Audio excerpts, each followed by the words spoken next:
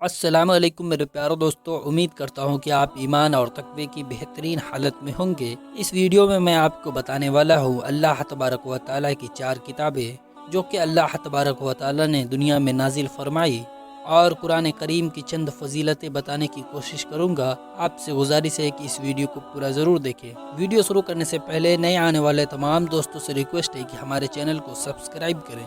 اللہ تبارک و تعالیٰ کی چھوٹی بڑی بہت سی کتابیں پیغمبروں پر نازل ہوئی ہے۔ بڑی کتابوں کو کتاب اور چھوٹی کتابوں کو صفیہ کہتے ہیں۔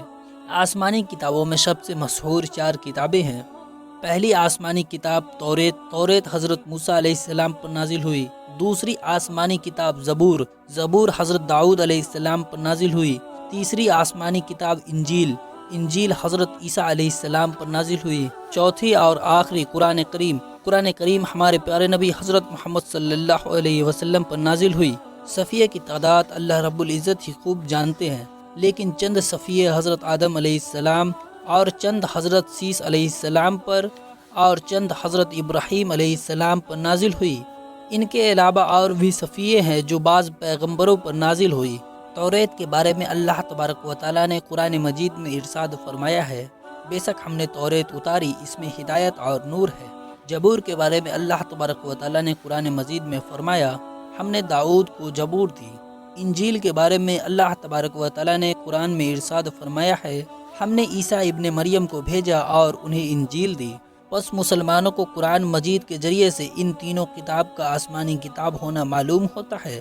تینوں کتابیں اب اپنی اصلی صورت میں موجود نہیں ہیں، کیونکہ قرآن مجید میں یہ بات ثابت ہوتی ہے کہ لوگوں نے ان کتابوں میں عدل بدل کر دیا، یعنی تحریف ہوئی ہے۔ اس لیے ان موجودہ تینوں کتابوں کے متعلق یہ یقین نہیں رکھنا چاہیے کہ یہ اصلی آسمانی کتابیں ہیں۔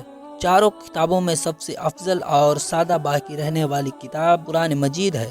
قرآن مجید اللہ کی کتاب بھی ہے اور اللہ تعالیٰ کا کلام بھی ہے۔ ہمارے پیارے نبی کریم صلی اللہ علیہ وسلم پر قرآن مجید نازل ہوئی۔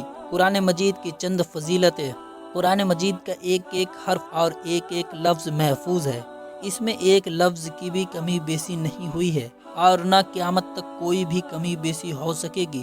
قرآن مجید کی حفاظت کی ذمہ داری خود اللہ تعالیٰ نے لی ہے۔ قرآن مجید آخری شریعت کا احکام لایا ہے۔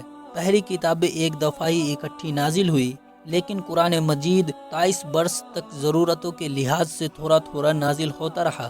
آہستہ آہستہ اور ضرورتوں کے وقت اترنے کی وجہ سے لوگوں کے دلوں میں اترتا گیا، اور سینکڑوں اور ہزاروں آدمی اس کے احکام کو قبول کرتے گئے اور مسلمان ہوتے گئے۔ قرآن کریم ہزاروں مسلمانوں کے سینوں میں محفوظ ہے، اور سینہ و سینہ حفاظت رسول اللہ صلی اللہ علیہ وسلم کے مبارک زمانے سے آج تک برابر چلی آتی ہے اور انشاءاللہ قیامت تک جاری رہے گی۔ قرآن مجید کے احکام ہر زمانے اور ہر قوم کے لیے مناسب ہے۔ دنیا میں کوئی ایسی قوم نہیں کہ وہ قرآن مجید کے احکام پر عمل کرنے سے عاجز ہو، کیونکہ قرآن مجید کے احکام ہر زمانے اور ہر قوم کے لیے مناسب ہے۔ اس لیے قرآن مجید نازل ہونے کے بعد کسی دوسری شریعت اور کسی دوسری آسمانی کتاب کی حاجت باقی نہیں رہی، اور رسول اللہ صلی اللہ علیہ وسلم کی رسالت تمام دنیا کے لیے عام کر دی گئی۔ اللہ تعالی ہمیں قرآن مجید کی تلاوت اور اس کے حکموں پر چلنے کی توفیق عطا فرمائے، آمین۔ میرے پیارو دوستو، حوصلہ افزائی کے لیے ایک لائک ضرور کرے۔ آپ کو یہ ویڈیو کیسا لگا نیچے کمنٹ میں ضرور لکھیں، اور اسے زیادہ سے زیادہ لوگوں تک شیئر کریں، اور اسی طرح کی اسلامی واقعات یا اسلامی معلومات حاصل کرنے کے لیے ہمارے چینل کو سبسکرائب کریں۔